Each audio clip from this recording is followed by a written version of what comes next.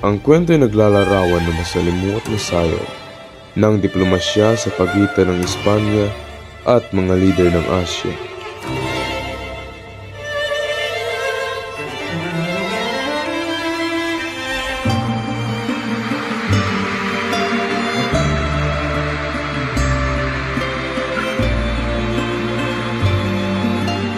Ang tanong kung iaangkin ni Prinsipe Robert ang trono o ituturing siyang traidor sa bansa ay nakatanim. Nagbibigay daan sa kanyang moral na laban at pagkakainlandan.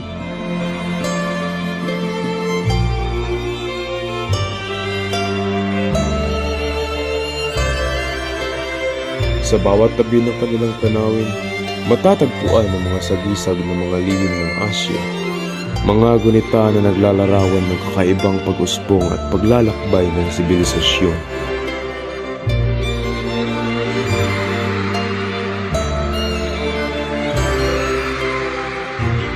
Ang bawat batak ng dugo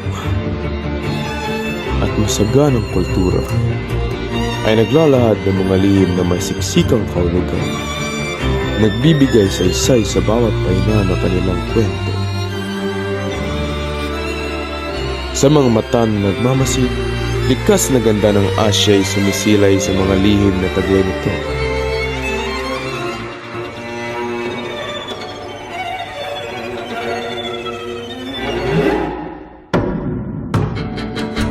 Nagbibigay buhay sa pag-unlad, pagkakaugma at diwa ng isang kontinenteng misteryoso at masalit.